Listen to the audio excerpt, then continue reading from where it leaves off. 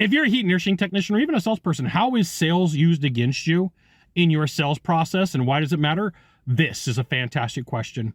I'm Scott Silverbell, coming to you live for HVAC Technician Sales Secrets on a perfect day to talk about sales and business, and a fantastic day to talk about you.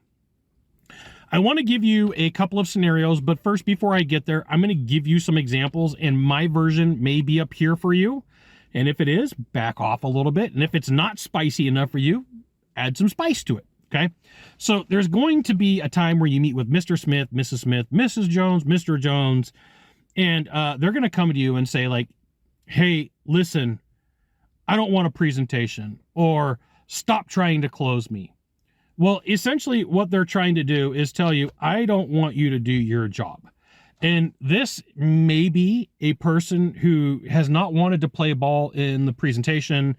They don't want to ask questions. They don't want to go through discovery. They just want a number. And then what they do is they use common things against you, right? And what these common things are items that you may have to achieve in your sales process. And you may be held to standards for the service or for the product that you have to offer. And that is super importante, right? At the end of the day, if you are a sales professional, that means that you're going to be held to whatever information was gathered. And if no information was gathered and there's nothing to go back to, well, then in an argument, who wins? It's the person who has the most amount of, I said this and they said that. And if you have no notes, if you have no information, it makes it really hard to go back to and say, hey, here's what it is. This is why I'd always turn in my documentation that would say like, here's what I did in discovery. And these were their answers that they gave. And there were times where people would come back and go, hey, my product didn't work like it was supposed to. And like, let's go back to the discovery and let's figure out what we talked about. Oh yeah, I forgot that I told you that. Okay.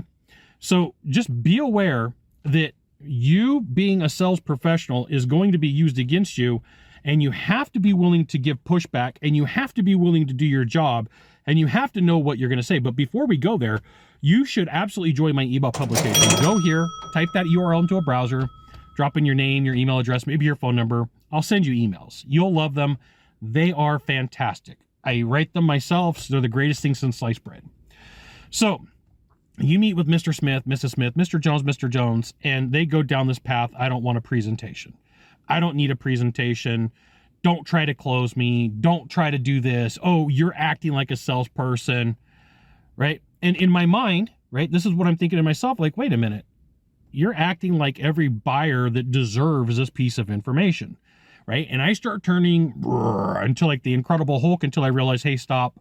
The only way we're going to fix this is through calibrated questions. And the only way that we're going to fix this is to make sure that we're on the both want the same thing. So I may, hey, time out. I just want to make sure that we're on the same page here and we both want to achieve the same thing. Is it still true that you want XYZ product? Yes. Right? It doesn't have to be a yes question. It could be a no question. You could do, are you opposed? Are you against? Would it be a ridiculous idea? You could ask these a million different ways, right? It doesn't have to be a yes. You don't have to open a yes set or a click whirl technique. It could be a bunch of no's. Do you want to still get this work done? Do you still want this project? Yes. Are you opposed? Like, once again, yes or no questions. It's not that I am trying to close you. You're being evasive. It's not that I am trying to interact in this way. I'm only reacting to how you're having a conversation with me. And like, once again, if I'm all the way up here for you and it's too much, back off. You don't have to do it my way. You need to find your own comfort zone. I'm just giving you a look at my cookbook. I'm giving you a look at my playbook, but I'm saying things exactly like I'm talking to you right now. It's my understanding this. It's what I hear is this. What I'm getting to is this, right? What we want to achieve is X, Y, and Z. Are we on the same page? And there's going to be a point where the person's just going to be like, just get to it. Right? And that should freak you out. Just get to it should freak you out, because eventually what's going to happen is there's going to be a problem with this buyer. You are going to have trouble, and the whole just get to it was their way of controlling the situation, but they weren't collaborative. They didn't want to engage the proper way. So your sales motives may be used against you, and you have to give some pushback, and those are going to happen through questions. They're typically not statements. They're usually confirmation questions. They're usually on a scale of 1 to 10. Can you confirm with me? You know, I didn't know this growing up into the sales. I didn't get this. Now don't get me wrong. There are times where I absolutely want to just tell people off and tell them to go pound sand. And I got to temper that incredible Hulk that's inside of me down. And remember, my job is to ask questions. And if I'm asking questions, I'm in charge, right? If they're asking questions, they're in charge. If I'm asking questions, I'm in charge. And you may not like the questions that I'm using. Figure out your own, right? Like, you don't have to do it my way. But flip that control back over and say, are we after this? Are we after that? Share with me what's the out. One of the greatest questions you can ask is, what's the outcome that you were hoping for? And sometimes you're not going to get an answer. The more evasive somebody is, the more I'm like, I'm starting to have some concerns. And I might call them out and go, hey, it feels like there's a lot of reasons that you don't want to interact with me. Mind sharing what they are, right? I'm here to help.